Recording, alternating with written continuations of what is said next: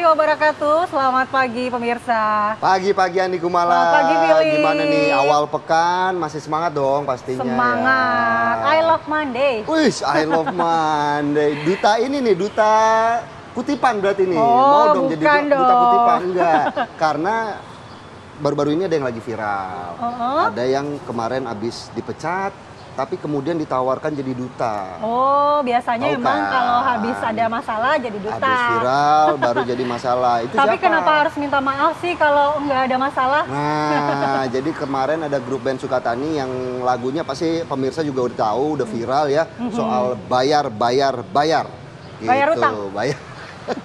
Bayar utang nanti yang ada dicari debit kolektor. Jadi kemarin habis bikin kritikan terhadap Polri, tapi kemudian kan sempat viral, dia minta maaf begitu ya. Tapi kan kemudian dia malah berujungnya ini rame.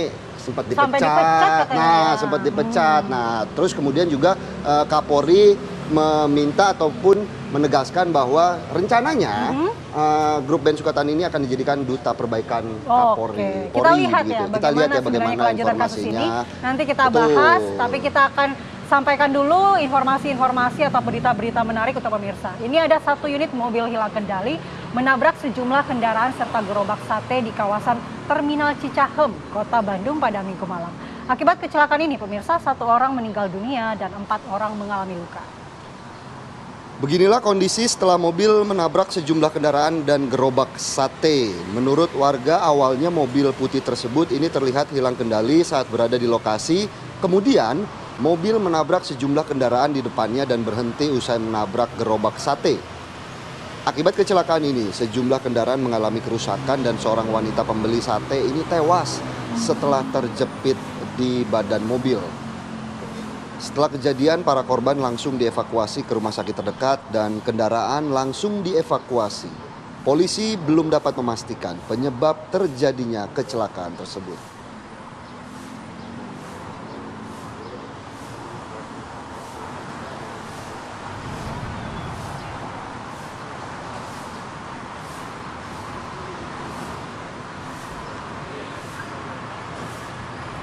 Kita ke wilayah lainnya pemirsa, jelang bulan Ramadan, Polres Pringsewu Lampung melakukan razia penyakit masyarakat ke sejumlah tempat. Dalam razia, polisi menyasar para pengguna narkoba hingga pelaku prostitusi. Polisi melakukan razia besar-besaran di 14 lokasi yang tersebar di wilayah Kabupaten Pringsewu Lampung. Sejumlah tempat hiburan malam, hotel, dan tempat berkumpulnya anak muda menjadi tujuan aparat kepolisian. Di salah satu lokasi, petugas meringkus 2 orang pria sedang pesta narkoba jenis sabu. Sejumlah barang bukti langsung disita petugas. Di lokasi lain, petugas menangkap pasangan bukan suami istri yang berada di dalam kamar hotel beserta mucikari. Seluruh pelaku yang terjaring razia langsung digiring ke Polres Pringsewu untuk dilakukan pemeriksaan lebih lanjut. Polisi akan melakukan razia secara intensif selama bulan Ramadan agar masyarakat bisa beribadah dengan khusyuk.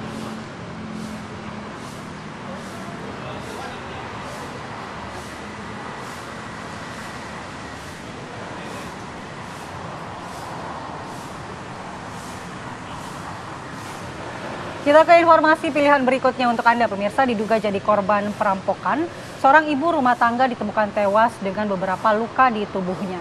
Sedangkan anak korban mengalami luka di bagian kepala dan harus mendapat perawatan di rumah sakit. Kejadian ini diduga aksi perampokan yang berujung hilangnya salah satu nyawa penghuni rumah yang terjadi pada Minggu dini hari. Kasus pembunuhan ini diketahui tetangga korban setelah mendengar suara gaduh dan juga suara rintihan meminta tolong yang berasal dari rumah korban. Setelah diperiksa, warga menemukan seorang wanita berinisial K tergeletak di ruang tamu dalam keadaan tewas bersimbah darah. Sementara sang anak DPK menderita luka-luka di bagian wajah dan kepala.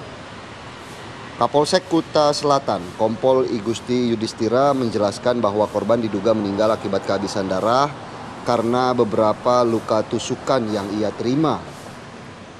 Untuk mengusut kasus ini, sejumlah saksi tengah menjalani pemeriksaan oleh tim Reskrim Polsek dengan dibantu Polresta Denpasar.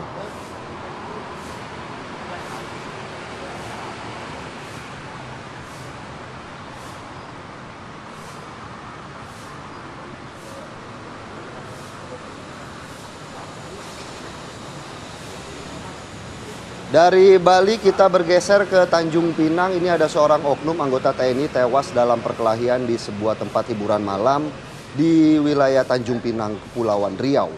Berdasarkan keterangan warga, tewasnya oknum anggota TNI di tempat hiburan malam di Jalan Dompak, Tanjung Pinang, Kepulauan Riau tersebut berawal dari perkelahian sekelompok orang di dalam kafe dan berlanjut hingga keluar kafe. Selain menewaskan seorang anggota TNI, sejumlah korban lainnya juga mengalami luka dan kini dirawat di Rumah Sakit Angkatan Laut. Hingga Minggu siang, sejumlah polisi militer dan polisi masih tampak berjaga di lokasi kejadian. Lokasi juga telah dipasang garis polisi militer serta masih terlihat bekas ceceran darah di sekitar lokasi kejadian. Hingga kini belum ada keterangan dari pihak TNI terkait peristiwa ini.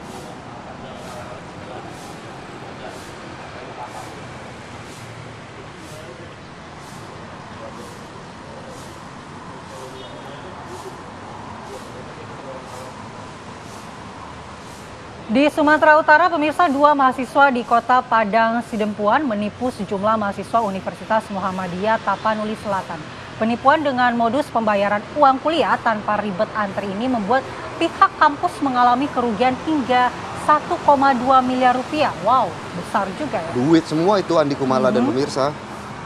Aksi penipuan bermodus pembayaran uang kuliah ini terkuak saat pihak administrasi keuangan kampus menghubungi pihak bank untuk mencocokkan slip pembayaran mahasiswa di bank tersebut. Namun ternyata slip pembayaran tidak sesuai dengan yang dikeluarkan oleh pihak bank. Akibatnya pihak kampus mengalami kerugian hingga mencapai 1,2 miliar rupiah. Kedua pelaku berinisial NML dan MA tega melakukan aksi penipuan dengan mengaku sebagai pegawai bank. Atas perbuatannya, kini kedua pelaku sudah ditetapkan menjadi tersangka dan ditahan di Polres Padang Sidimpuan untuk menjalani proses hukum lebih lanjut.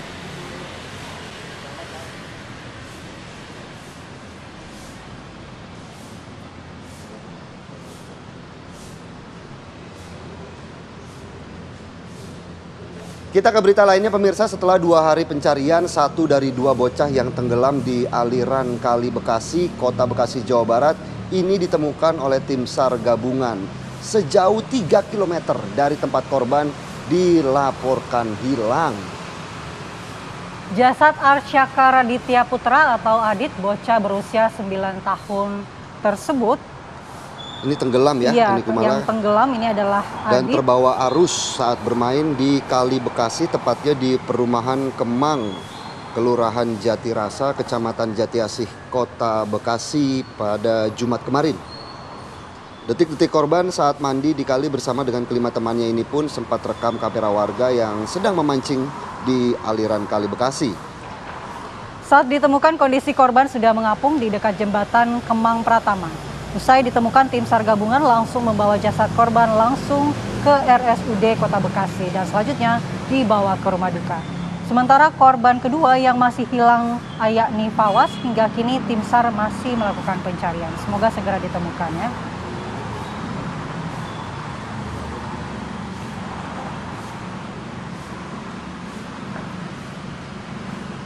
Kita ke informasi berikutnya. Sejumlah warga mengevakuasi 1 unit mobil minibus yang tercebur ke dalam aliran Sungai Citarik, Ranca Ekek, Kabupaten Bandung, Jawa Barat akibat kecelakaan tunggal. Dengan menggunakan alat seadanya, warga pun berusaha menyelamatkan sopir beserta mobilnya yang terseret arus air Sungai Citarik. Mobil ini tercebur ke sungai akibat kesalahan pengoperasian transmisi kendaraan metik saat hendak memarkirkan mobilnya. Mobil yang sempat terseret arus sekitar 50 meter dari titik awal jatuh. Kemudian proses evakuasi melibatkan puluhan warga dan 2 unit mobil pemadam kebakaran. Beruntung tidak ada korban jiwa dalam insiden ini. Dan sang sopir ini berhasil diselamatkan.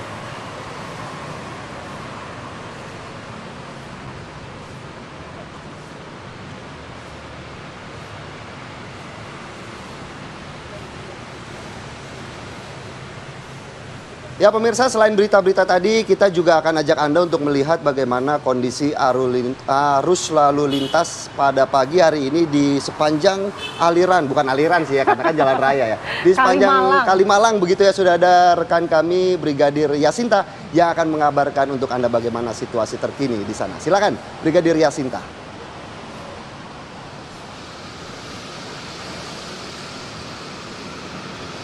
Ya baik, terima kasih rekan Philip dan Mala di studio, dan selamat pagi pemirsa. Kembali bersama saya Brigadir Yasinta dari NTMC Polri.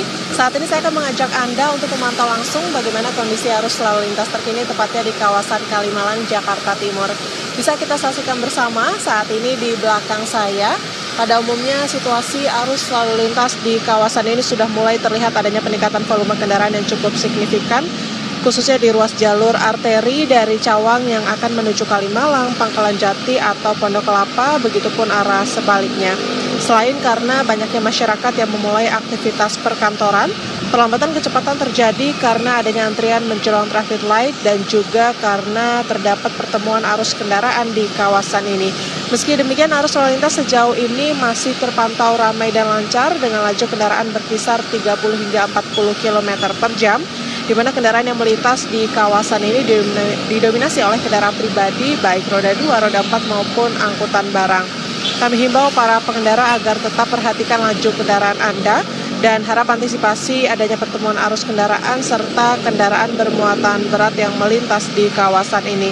Kemudian untuk bagi Anda pengendara angkutan barang yang akan melintasi kawasan ini, kami himbau agar tidak melebihi dimensi dan muatan kendaraan yang melebihi batas beban yang sudah ditetapkan sesuai aturan, mengingat berdasarkan data IRSMS Korlantas Polri bahwa truk over dimensi dan overload menjadi salah satu penyumbang terbesar kecelakaan lalu lintas di Indonesia.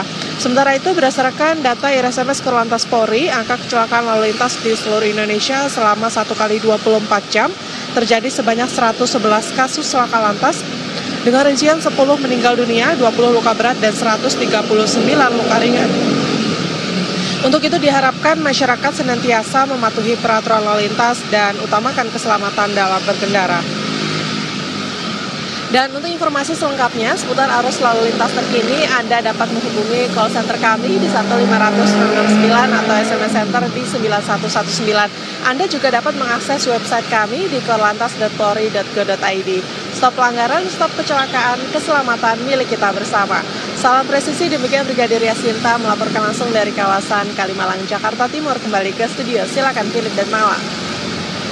Kalau udah lihat Brigadir Yasinta, bawaannya mau ngasih pantun. Apa nih pantunnya? Aura kasih bikin lagu cinta. Cakep. Terima kasih Brigadir Yasinta atas laporannya langsung dari Kalimalang, Bekasi. Terima kasih Brigadir Yasinta. Dan pemirsa, setelah laporan dari Brigadir Yasinta ini, kita akan jeda dulu. Nanti kita akan kembali dengan informasi Pemprov DKI Jakarta mulai pengerukan serentak 17 sungai dan kanal di Jakarta. Ribuan personel diterjunkan untuk mengeruk aliran sungai dan memperdalam bendungan serta waduk di Jakarta. Wow, biar tidak banjir ya. Biar nggak banjir.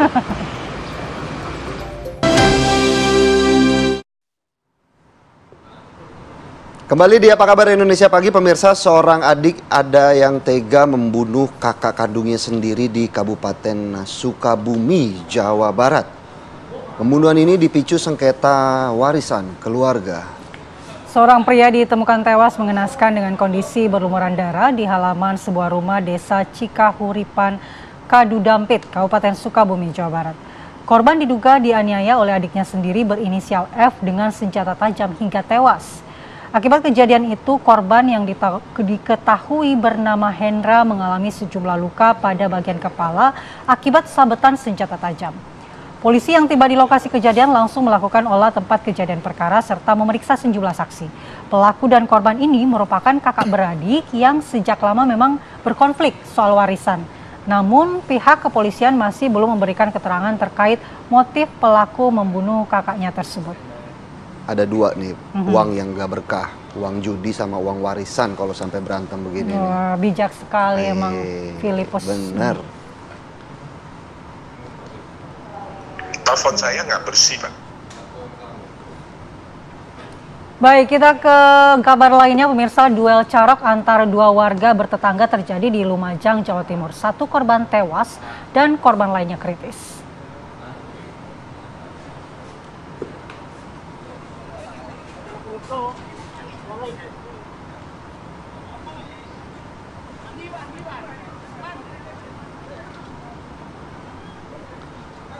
Peristiwa terjadi di Desa Tanggung, Kecamatan Padang, Kabupaten Lumajang. Korban atas nama Mari tewas setelah mendapat perawatan di Rumah Sakit Umum Daerah Dr. Haryoto akibat luka parah di sekujur tubuhnya.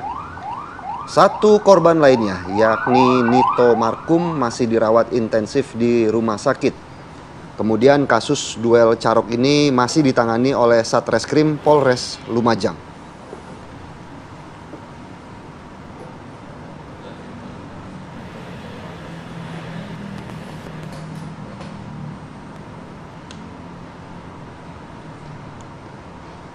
Kita intip berita selanjutnya, pemirsa. Seorang bocah asal Garut, Jawa Barat meregang nyawa setelah terjepit pembuangan air kolam renang saat sedang berwisata bersama keluarganya.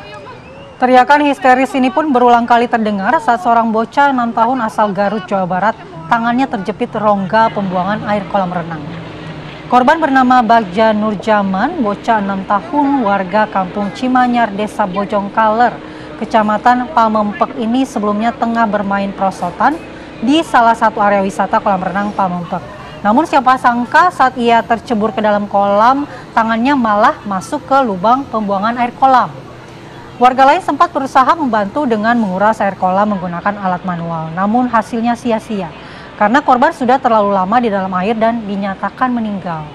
Saat ini jasad korban yang dievakuasi dari kolam dibawa ke Rumah Sakit Umum Daerah Pamempek untuk kepentingan identifikasi. Turut prihatin, turut berduka cita karena bocah 6 tahun ini akhirnya meninggal dunia karena terlalu lama di dalam kolam ya. Pentingnya ya pengawasan orang tua meskipun anak-anak juga sedang bermain begitu. Apalagi ini kan kolam renang umum ya di Kumala, dan kejadian seperti ini bukan hanya baru 1-2 kali terjadi. Betul. Tentunya ini bisa meningkatkan kewaspadaan bagi para orang tua.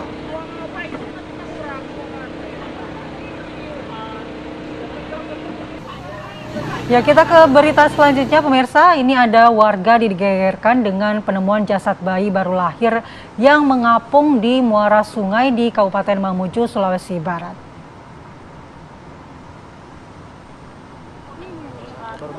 Beginilah kondisi jasad bayi baru lahir yang ditemukan oleh sejumlah bocah yang hendak mancing di muara Sungai Anusu, Desa Dayangngina, Kecamatan Tapalang. Bayi berjenis kelamin perempuan diketahui sudah tidak bernyawa. Polisi menduga jasad ini sengaja dibuang orang tuanya. Petugas dan warga langsung mengevakuasi jasad dan diperiksa petugas puskesmas. Selanjutnya diserahkan ke pihak tim forensik Rumah Sakit Bayangkara Mamuju.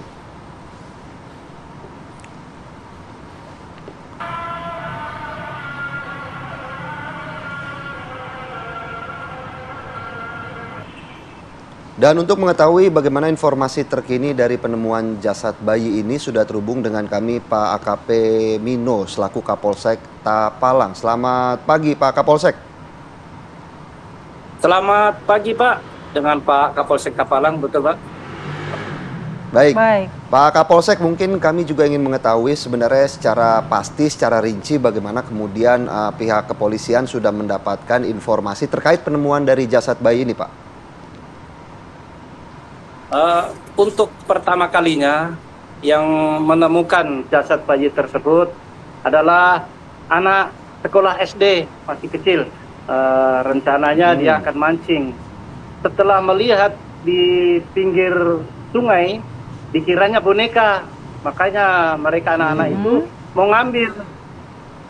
Ternyata setelah mendekat, dia lompat takut karena ternyata jasad bayi yang tersangkut di kayu di pinggir sungai. Akhirnya anak-anak tersebut teriak-teriak minta tolong ke warga dan melapor ke Polsek. Akhirnya gabungan piket Polsek Tapalang, Polresta Mamuju, Polda Sulawesi Barat mendatangi TKP dan akhirnya kita bawa ke puskesmas untuk pemeriksaan. Selanjutnya kami laporkan kepada pimpinan dan tim forensik. Akhirnya gabungan dari Polresta Mamuju bersama forensik datangi TKP dan mengevakuasi bayi tersebut dibawa ke Rumah Sakit Bayangkara Polda Sulawesi Barat. Baik, Pak Kapolsek, saat ini kondisi bayi ini apakah dalam kondisi sudah meninggal dunia pada saat ditemukan dan apakah ada tanda-tanda kekerasan pada tubuh bayi? Iya betul. Jadi menurut keterangan dari forensik Rumah Sakit Bayangkara Polda Sulawesi Barat, bahwa bayi tersebut saat lahir masih hidup, tetapi sama orang tuanya dibekam mulutnya sampai meninggal. Setelah meninggal baru dihanyutkan. Setelah kami dapat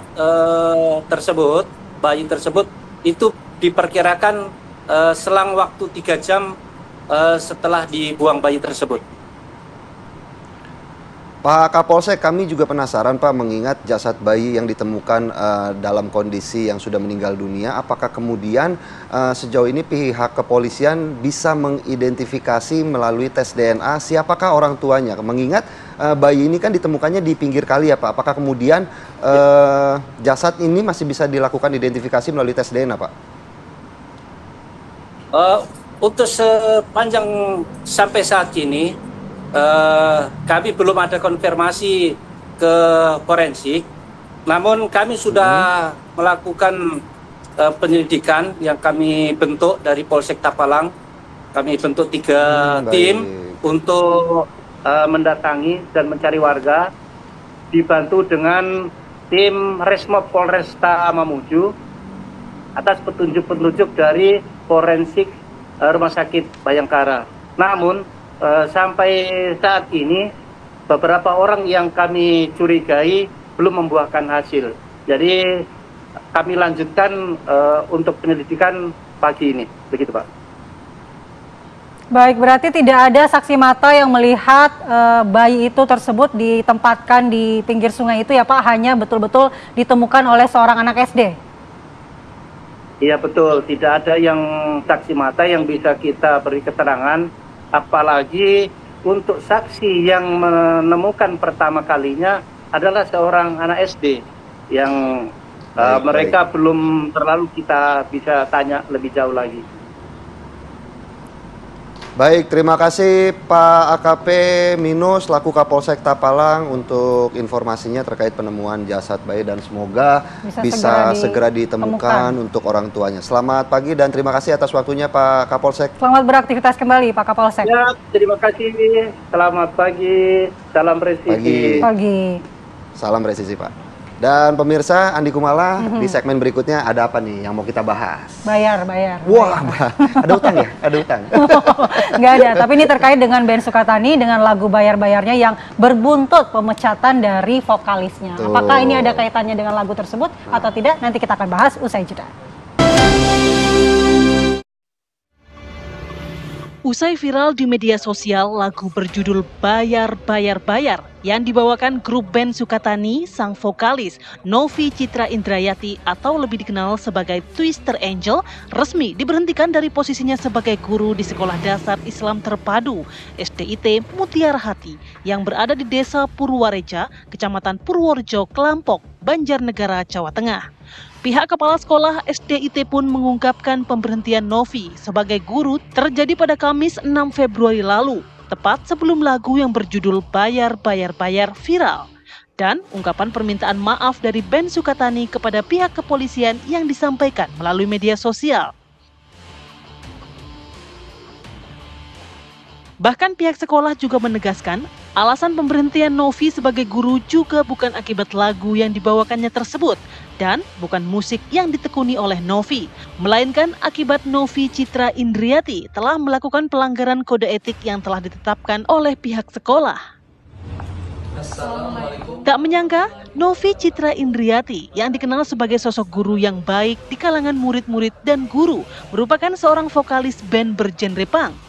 Novi Citra Indriati yang merupakan warga Desa Kembangan, Kecamatan Bukateja, Purbalingga, diketahui resmi bergabung menjadi guru musik kelas 4 di SDIT Mutiara Hati Banjarnegara pada tahun 2022 lalu. Dari Banjarnegara, Jawa Tengah, Ronaldo Bramantio, TV One mengabarkan.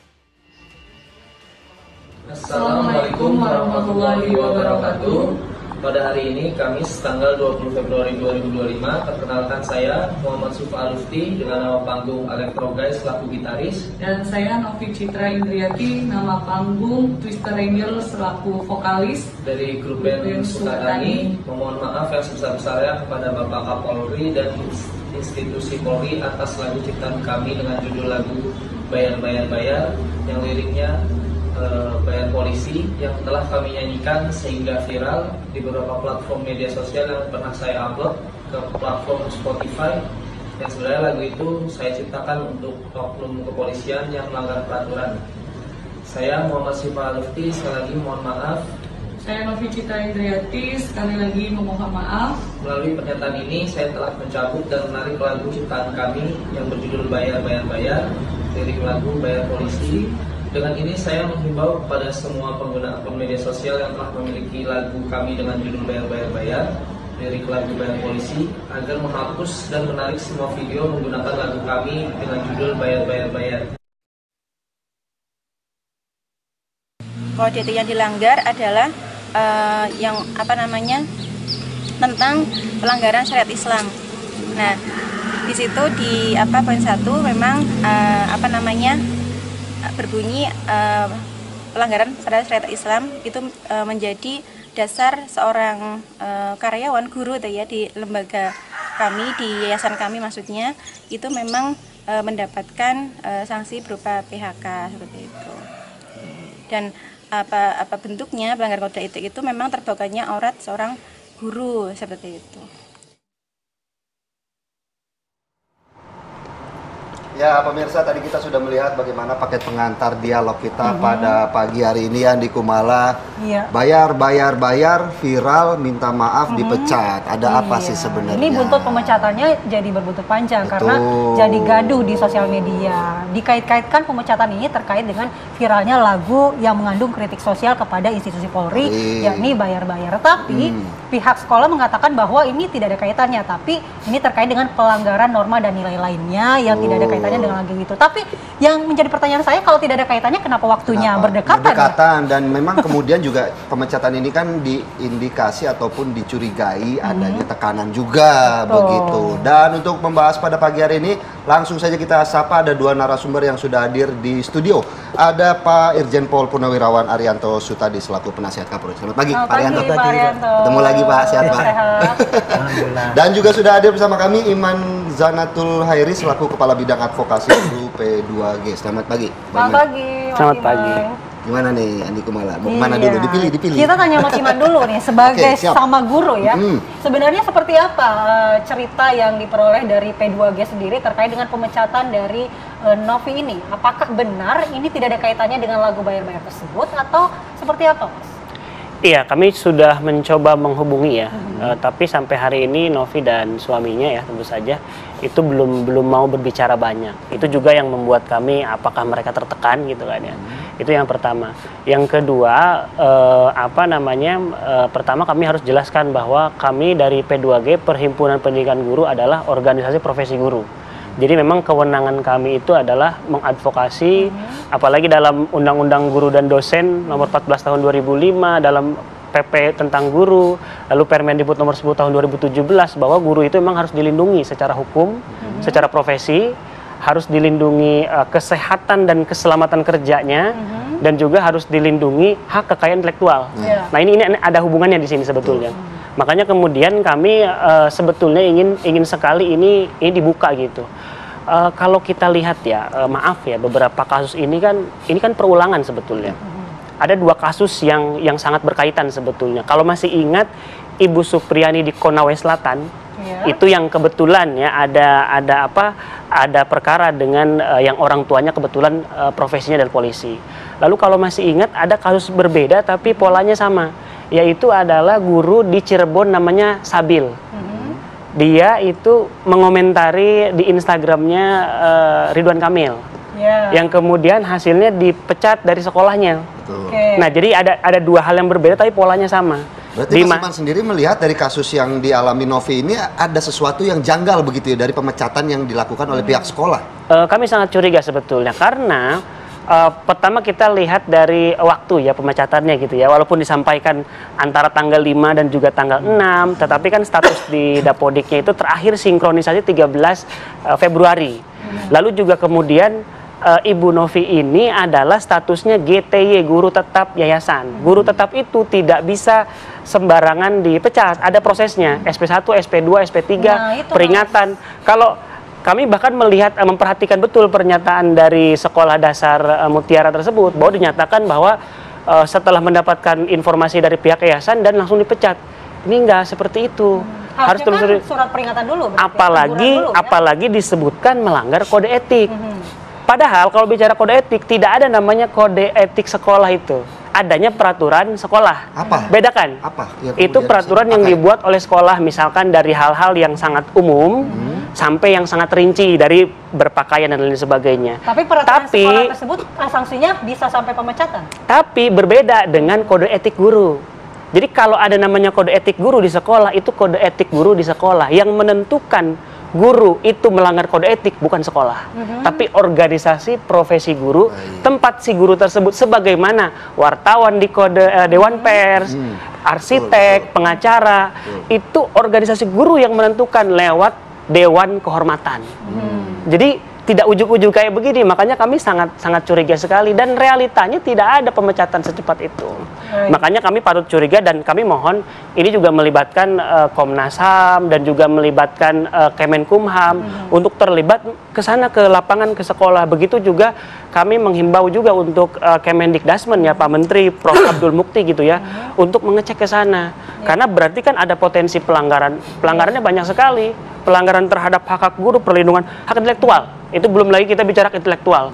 Punya lagunya diturunkan, dihapus dari semua musik streaming, dipecat juga. Ini namanya diskriminasi ganda menurut kami. Disuruh minta maaf begitu ya, artinya ada video permintaan maaf begitu. Nah, mungkin ini ya video permintaan maaf ini tentu saja PR untuk institusi Polri ya.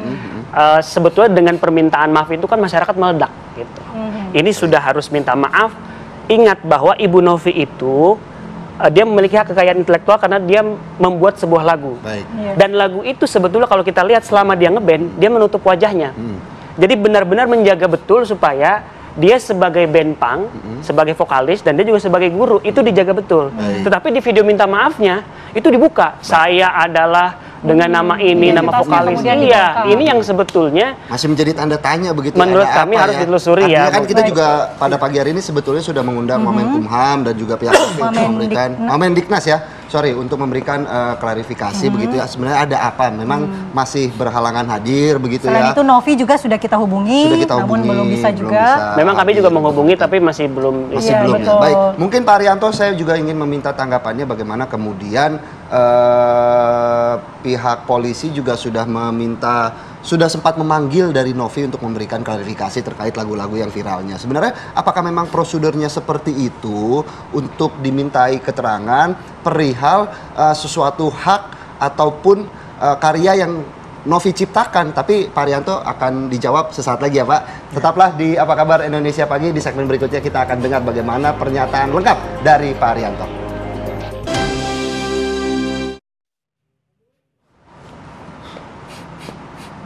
Kembali di Apa Kabar Indonesia Pagi, pemirsa. Band Sukatani manggung di Slawi, Kabupaten Tegal, Jawa Tengah Minggu malam. Meski diperbolehkan menyanyikan lagu Bayar Bayar Bayar, menurut polisi lagu yang tengah viral itu tidak masuk dalam daftar lagu yang dinyanyikan Sukatani dalam konser. Ya, ratusan personel gabungan Polres Tegal, TNI, dan Satpol PP ini mengamankan konser band Sukatani di Gedung Korpri Slawi. Konser band Sukatani memang mendapat izin dari Polres Tegal dan menjamin keamanan dan keselamatan dari personil band. Polisi juga memperbolehkan lagu Bayar Bayar Bayar untuk dinyanyikan, meski lagu ini tidak masuk dalam daftar lagu yang dinyanyikan. Sukatani, band rock asal Purbalingga, Jawa Tengah ini tentunya masih menjadi sorotan publik pasca polemik lagu dengan judul Bayar Bayar Bayar yang dinilai menyindir institusi kepolisian.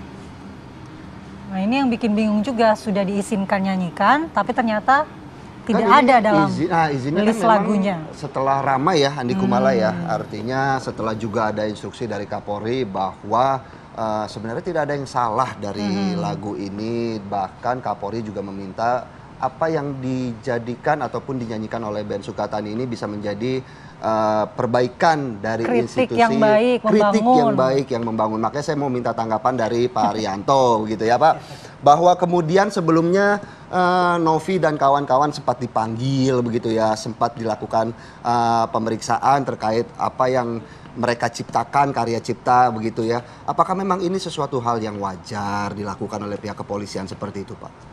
Ya, kalau untuk pemanggilan orang-orang yang diduga menghina polisi gitu ya. Diduga ya? Itu kan konotasi daripada anggota yang ada di lapangan. Yeah. Gitu. Ini ada orang menciptakan lagu gini kok nyerang polisi gitu ya. Dia sebagai direktur reserse bagian cyber itu, dia memang wajib untuk mengecek itu Pak. Apakah ini termasuk dalam pelanggaran pidana atau bukan, atau termasuk bentuk suatu kritik penyampaian pendapat. Itu kewajiban dia untuk menyelidiki. Berarti itu sesuai prosedur ya Pak pemanggilannya? Ya, kalau manggil itu memang tidak menyalahi. Cuman masalahnya ini adalah hasilnya, karena daripada panggilan itu kemudian itu kan mencabut, kemudian minta maaf, kemudian ini dia akan mencabut lagunya, minta maaf dan sebagainya. Ini ditafsirkan oleh publik, ini pasti diancam kan gitu kan. Nah, saya ingin mengatakan bahwa gonjang-ganjing ini, ribut mengenai Sukatani ini sebetulnya ya, ini berawal daripada apa ya? Kejadian-kejadian rentetan di lapangan yang masih menunjukkan betapa arogansinya aparat negara ini ya, pemerintah ini untuk memberangus kebebasan pendapat sekarang ini. Sehingga ditafsirkan juga kan ini itu kan seni gitu kan. Nah, kenapa ini ini betul gitulah. Itu kesan masyarakat karena apa? Karena tindakan-tindakan yang oleh aparat ambil itu walaupun tadi manggil itu tadi ya, ternyata menimbulkan ketakutan masyarakat kan untuk menyampaikan itu. Makanya itu dikonotkan sebagai suatu bentuk daripada pemberangusan.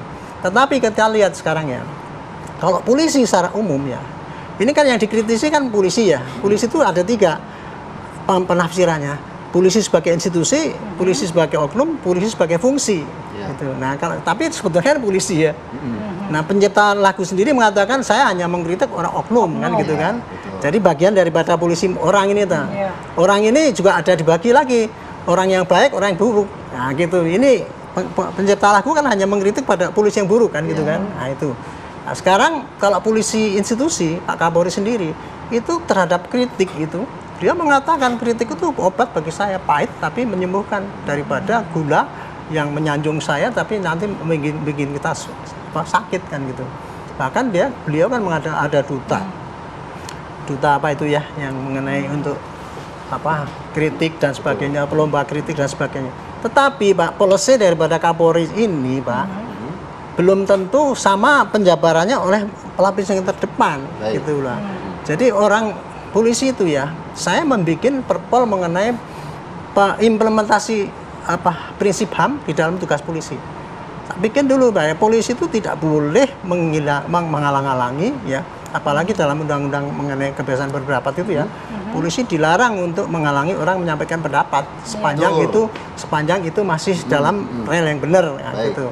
Cuman penyampaian pendapat kadang-kadang ada juga yang caranya yang menimbulkan termasuk di dalam kriteria pelanggaran ITE itu tadi. Jadi intinya inilah.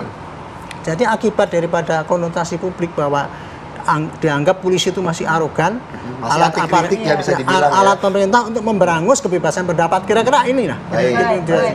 Makanya ini kemarin saya katakan itu polisi yang mengintimidasi ya dalam tanda petik itu siapa?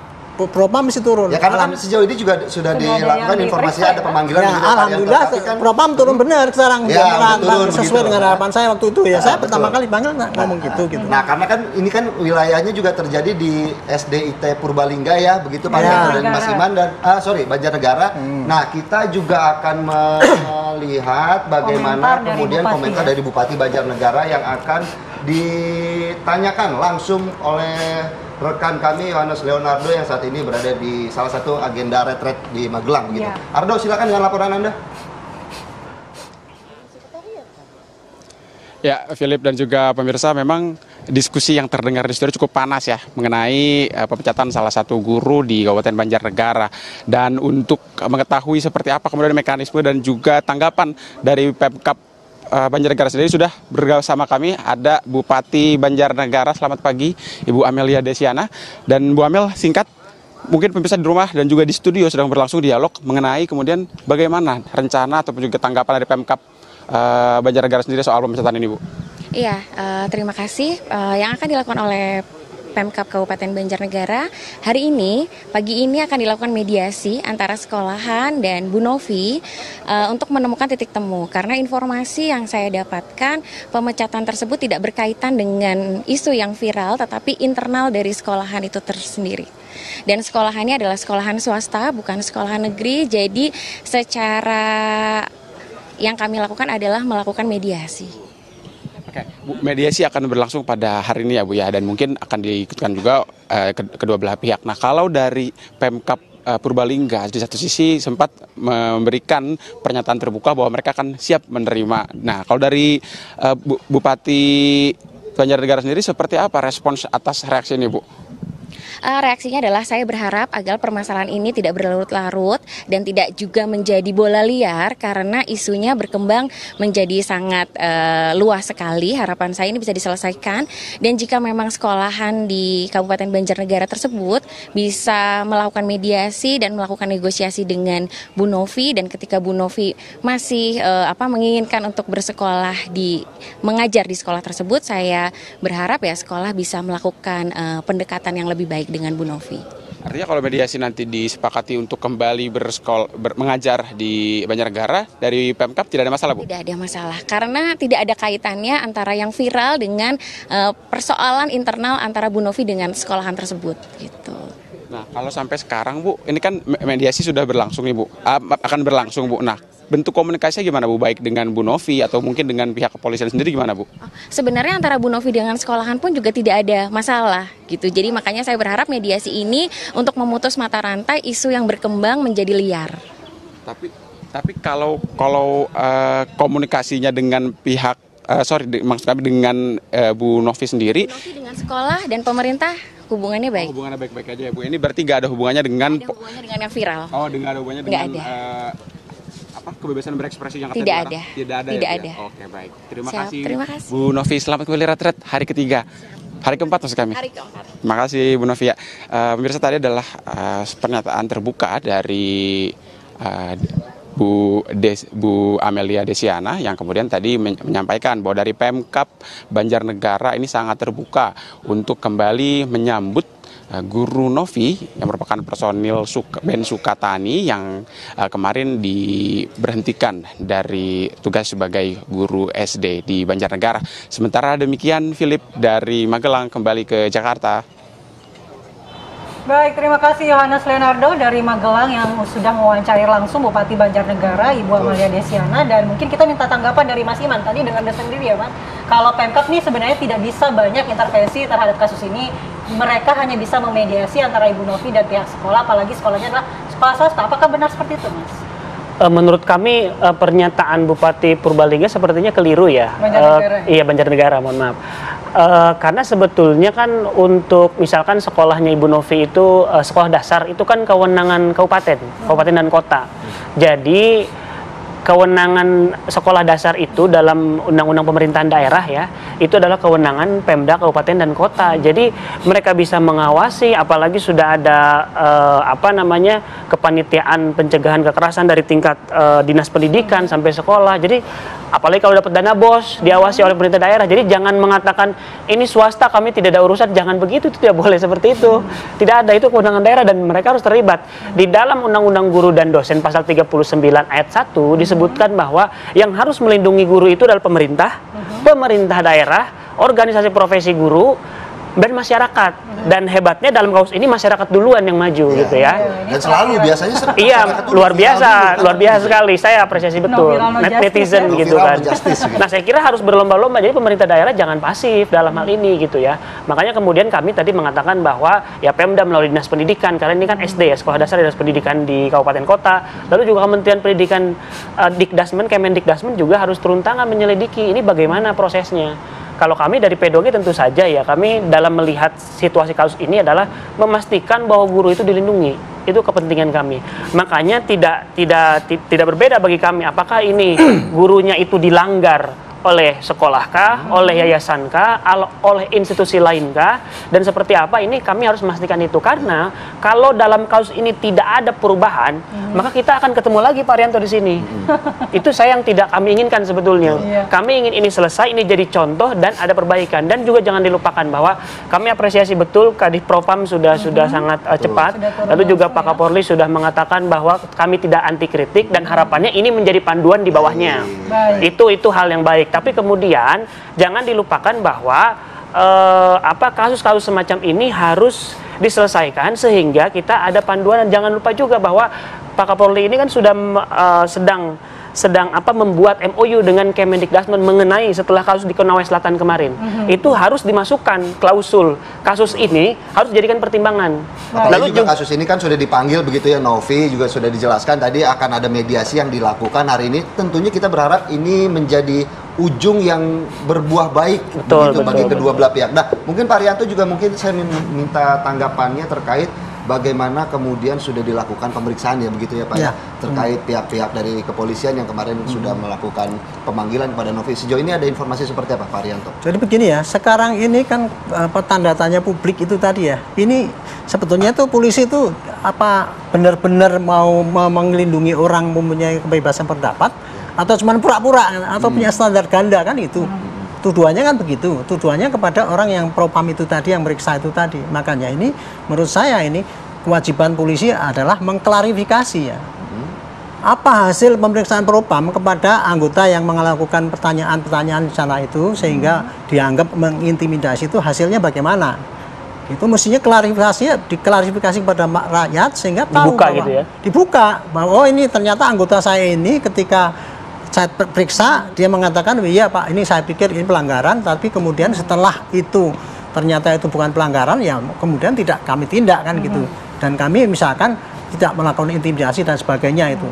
Supaya jangan sampai ini masih tanda tanya masyarakat ada terus. Jadi intinya cuma gitu aja sebenarnya. Ini harusnya ada klarifikasi ya daripada tindakan Polri atas mau disebut oknum atau siapa ya pelaksana yang di lapangan ini, apakah dia memang bertindak sesuai SOP apa tidak? Apa di dalam itu masih disusupi dengan arogansi itu tadi untuk memberangus kebebasan pendapat. Ini untuk perbaikan polisi juga untuk di lapangan. Dan juga berarti Pak Kapolri juga sejauh ini masih konsisten dengan niat untuk merangkul bagi para pengkritik keras. Ya, kalau sampai sekarang saya yakin Kapolri itu dari dulu termasuk guru semangatnya kayak gitu, semangatnya begitu. Apapun itu ya, artinya kan apapun ini kan itu mau jadi duta Polri ya. Duta Polri. Ya, duta perbaikan Polri. Ya, memang mudah-mudahan begitulah. Jadi mari kita lihat ya. Saya senang dengan timbulan ini mencari klarifikasi ya, mendidik masyarakat supaya tahu, jangan sampai gampang sekali terpengaruh oleh itu propaganda bahwa ini pemerintah itu sekarang wah masih arogan seperti dulu kayak gitu. Itu aja yang soalnya. Terima kasih Pak Arianto atas waktunya, Mas Imam juga atas penjelasannya. Terima kasih, dan tentunya kita berharap bagaimana kasus ini tadi sudah dilakukan, dijelaskan juga oleh Bupati Banjarnegara ya, bahwa akan ada pertemuan mediasi di hari ini. Kita berharap akan berbuah yang baik-baik saja. Betul. Begitu. Terima kasih Pak Arianto, Mas Imam. Dan pemirsa, kita akan kembali dengan informasi di mana Presiden Prabowo hari ini akan meluncurkan Daya Anagata Nusantara atau Danantara. Ini adalah sebuah badan pengelola investasi. Wah, Danantara ini rencananya akan menjadi sebuah lembaga yang tentunya membawa transformasi dalam pengelolaan investasi strategis negara. Sesaat lagi. Foto dulu.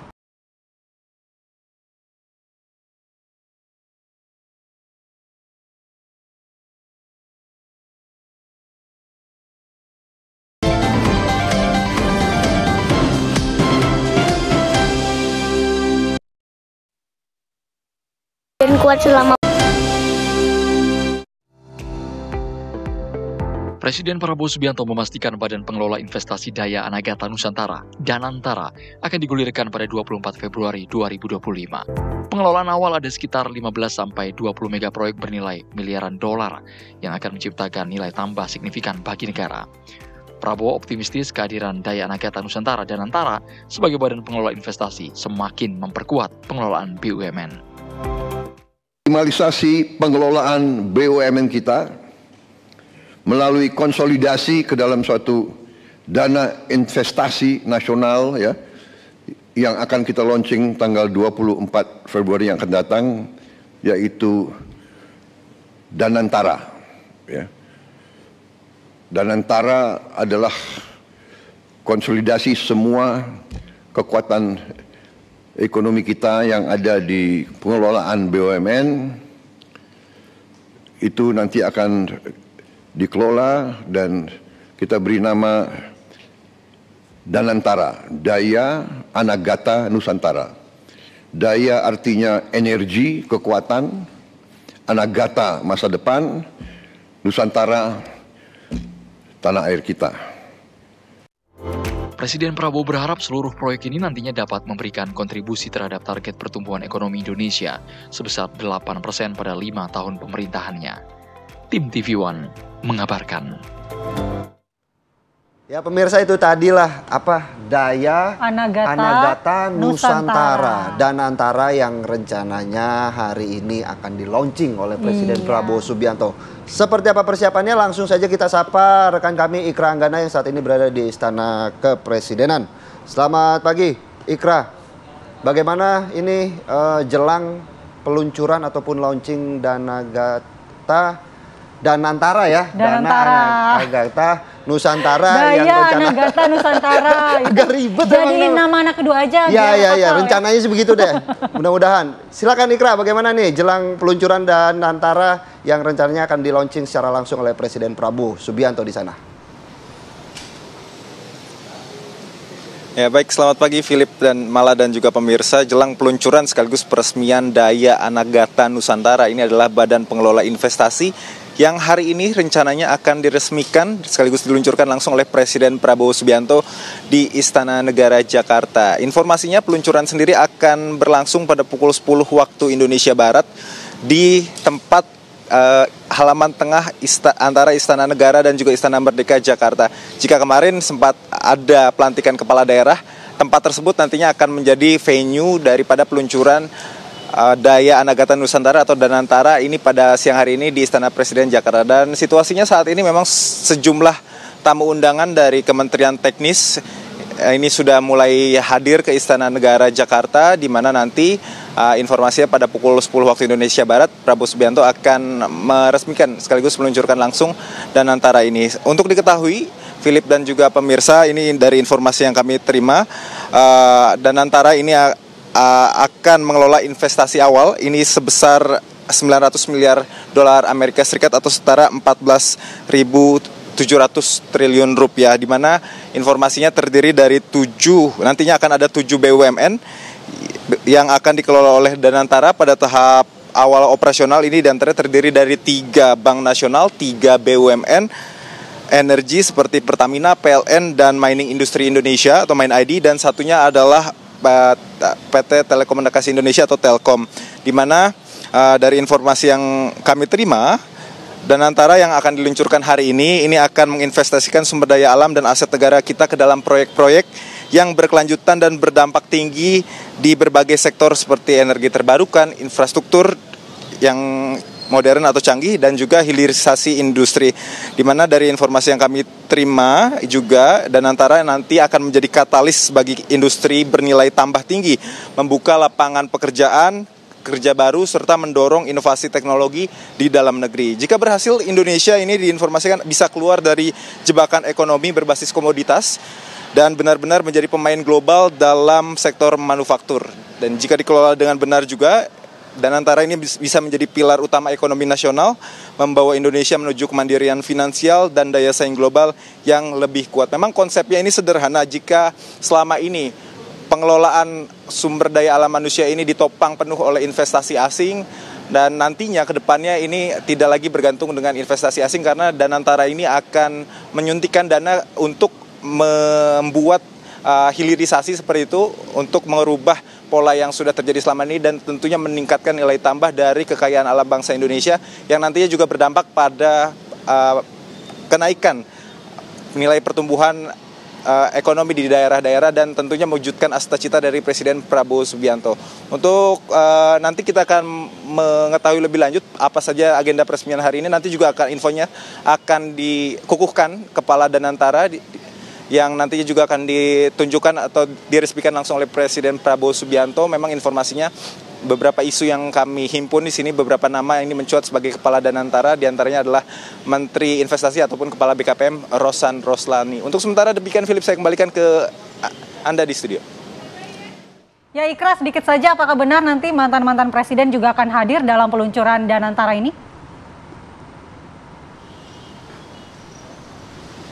Ya, jika mengutip dari pernyataan Presiden Prabowo Subianto, Presiden Prabowo ini meminta para mantan presiden turut mengawasi pengawasan pengelolaan pemerintahan dirinya, termasuk juga program yang akan diluncurkan terkait dengan Danantara ini. Namun terkait dengan kehadiran daripada mantan Presiden Republik Indonesia sampai saat ini memang masih belum disampaikan lebih lanjut atau kami masih belum mendapatkan informasi lengkapnya. Apakah memang salah satu tamu undangan yang hadir dalam peluncuran hari ini merupakan mantan Presiden Republik Indonesia ke Istana Negara Jakarta. Nanti kita akan saksikan bersama siapa saja yang akan hadir ke sini dan kita akan update informasi lebih lanjut.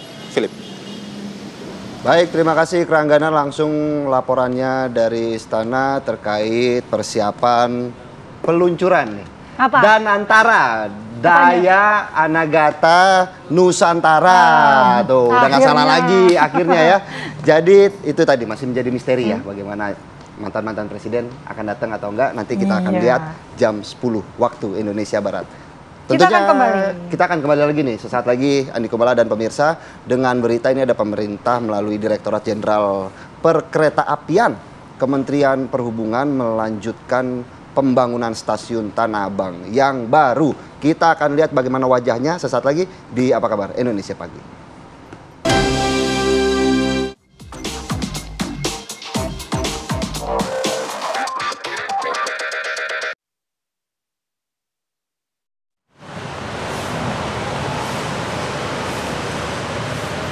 Pemirsa, pemerintah melalui Direktorat Jenderal Perkeretaapian DJKA Kementerian Perhubungan melanjutkan pembangunan stasiun Tanah Abang yang baru. Nah, sebagian dari tahap pertama pembangunan peron jalur 1 ini telah mulai beroperasi pada Sabtu 22 Februari kemarin. Menurut pihak PT KAI Komuter, pembangunan ini akan berdampak pada perubahan flow kedatangan dan keberangkatan pengguna komuter lain untuk tujuan stasiun Angke, Kampung Bandan di stasiun Tanah Abang. Sedangkan untuk tujuan lainnya tidak ada perubahan.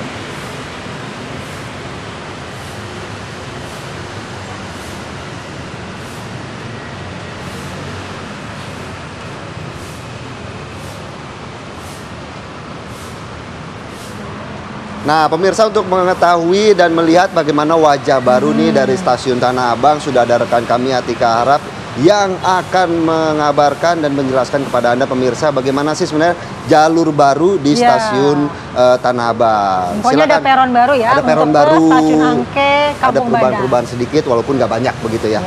Baik, Atika, selamat pagi. Silakan dengan laporan Anda.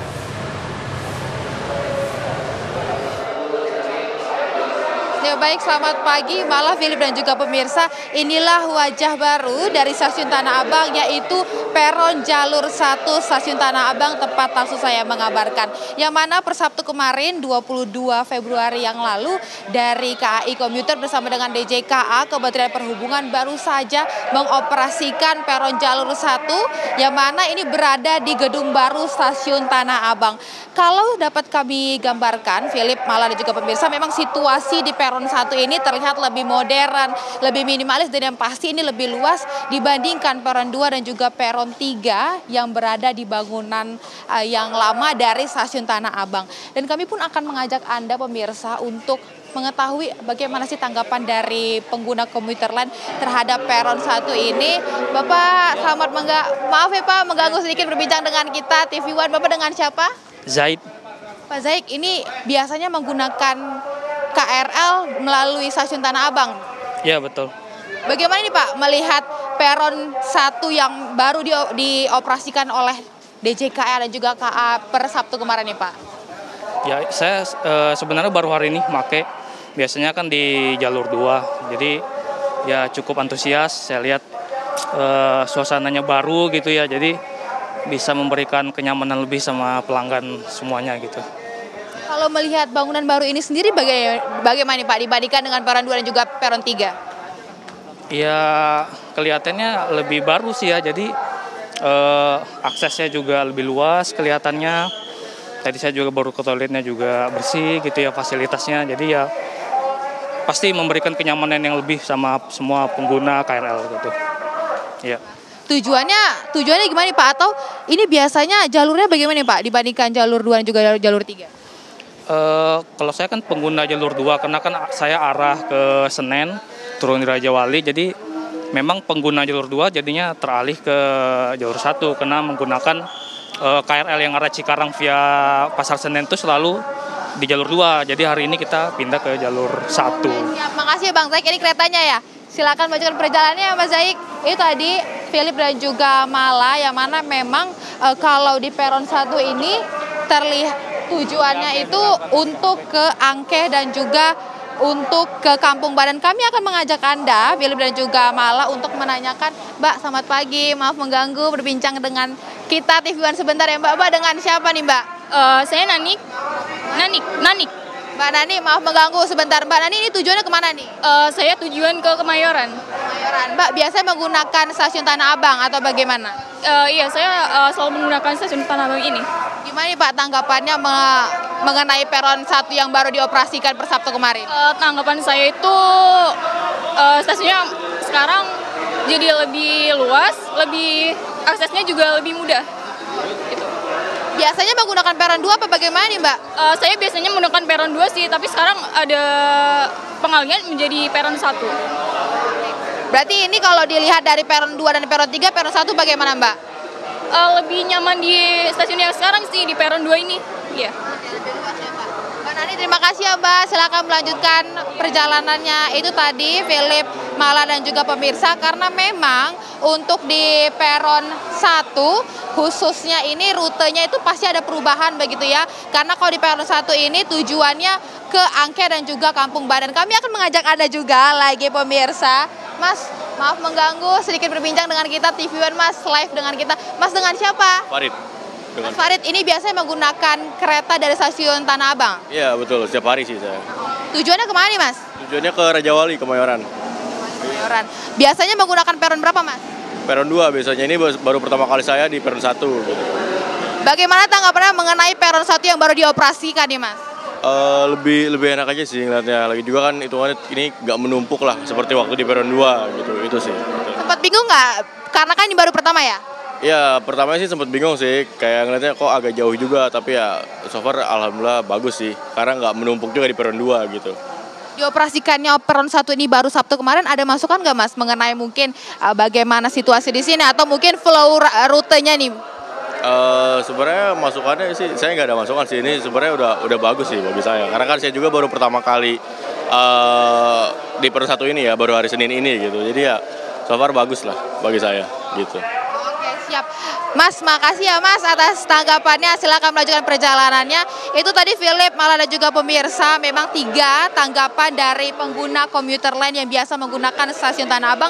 Kalau saya tanyakan tadi memang beberapa dari mereka ini biasanya menggunakan peron 2 karena memang rute keberangkatan dan juga kedatangan di peron 1 yang baru dioperasikan per Sabtu kemarin ini memang khusus tujuannya ke Angke dan juga Kampung Bandan, yang biasanya pengguna komuter lain ini yang turun di stasiun Tanah Abang dari arah Manggarai maupun pengguna komuter lain yang akan naik menuju ke Senen, menuju ke Kampung Bandan dan juga Angke yang biasanya menggunakan peron 2, sekarang per Sabtu kemarin ini dialihkan menggunakan peron jalur 1 yang berada di bangunan stasiun Tanah Abang, di bangunan baru stasiun Tanah Abang. Kalau dapat kita lihat juga di sekeliling begitu ya Philip, Mala dan juga pemirsa, memang masih terlihat adanya tahap pembangunan begitu ya, masih belum rampung 100% peron jalur 1 di bangunan baru stasiun Tanah Abang ini, sehingga dari pihak Kereta Api Indonesia pun menghimbau bagi para pengguna komuter lain yang akan naik, baik yang akan turun dan juga yang akan transit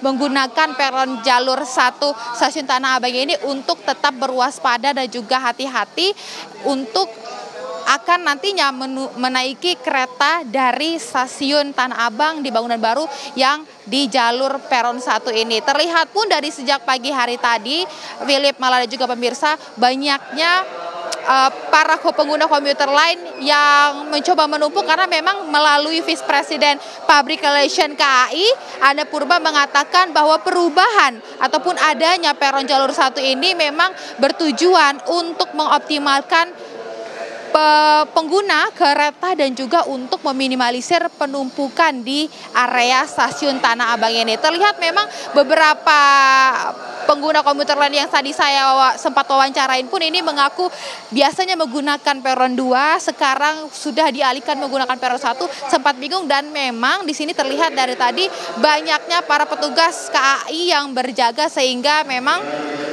ini membantu selama pengoperasian ini baru berjalan per Sabtu kemarin. Sementara demikian, Philip dan juga Mala, saya kembalikan ke studio. Baik, Atika Arab, tadi kita juga sudah melihat ya Atika, bagaimana penjelasan Atika ini meskipun masih banyak renovasi begitu ya, tapi tidak terlihat karena sepertinya sudah mulai sangat rapi begitu sudah ya. Bersih dari dan juga respon toilet, masyarakat juga bagus enak ya. Begitu ya. Baik, terima kasih Atika Arab atas laporannya langsung dari stasiun Tanah Abang.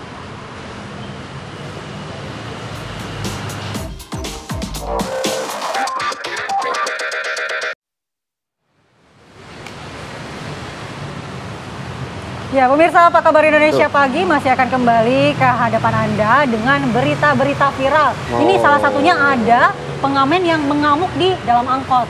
Bagaimana? Penasaran? Sesaat lagi, pemirsa.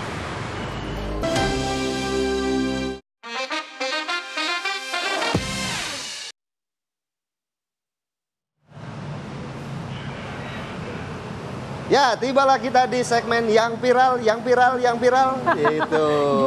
Buat pemirsa, ada berita viral di segmen viral ini. Kita buka dengan berita viral ini beredar di media sosial.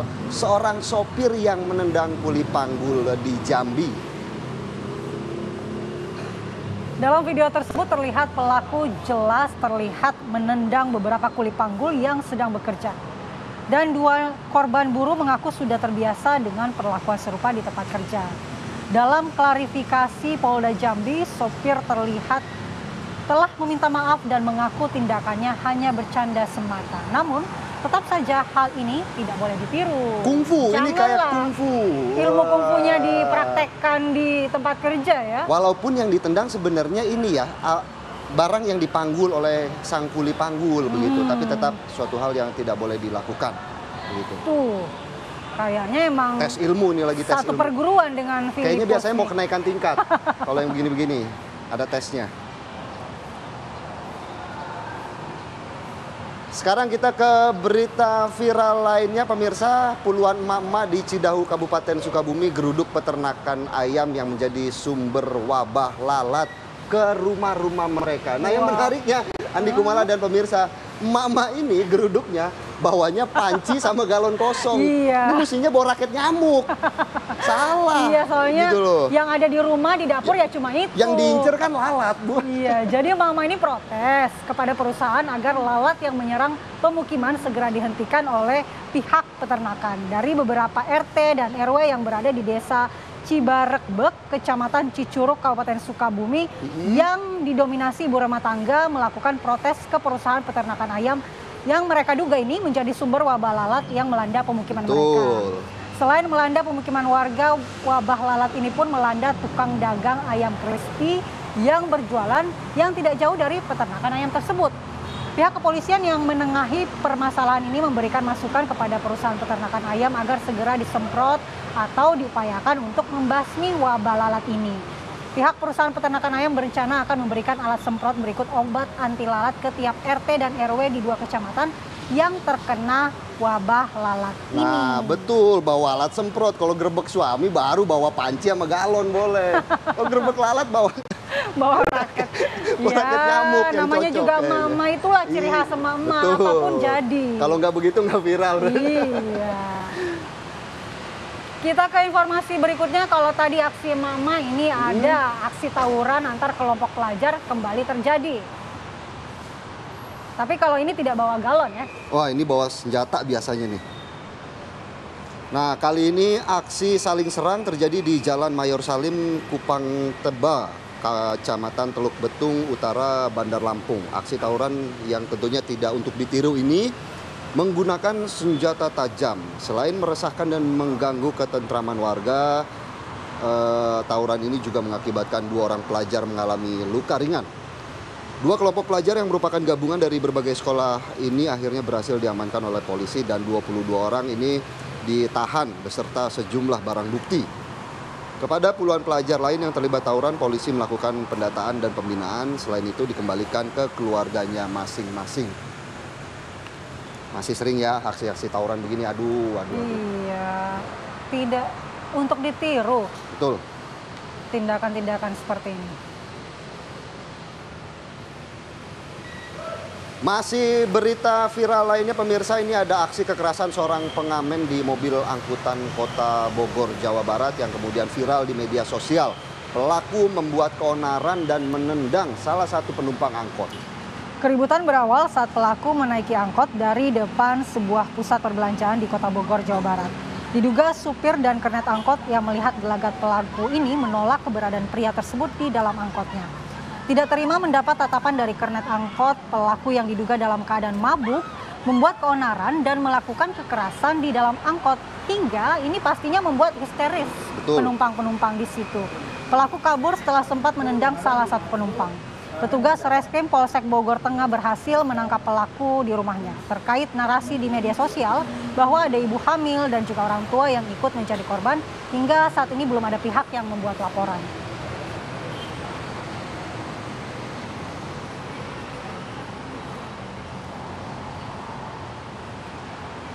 Kita intip berita viral lainnya pemirsa, seorang oknum anggota TNI tewas dalam perkelahian di sebuah tempat hiburan malam di Tanjung Pinang, Kepulauan Riau. Berdasarkan keterangan warga, tewasnya oknum anggota TNI di tempat hiburan malam di Jalan Dompak, Tanjung Pinang, Kepulauan Riau tersebut berawal dari perkelahian sekelompok orang di dalam kafe dan berlanjut hingga keluar kafe. Selain menewaskan seorang anggota TNI, sejumlah korban lainnya juga mengalami luka dan kini dirawat di Rumah Sakit Angkatan Laut. Hingga Minggu siang, sejumlah polisi militer dan polisi masih tampak berjaga di lokasi kejadian. Lokasi juga telah dipasang garis polisi militer serta masih terlihat bekas ceceran darah di sekitar lokasi kejadian tersebut. Hingga kini belum ada keterangan dari pihak TNI terkait peristiwa ini.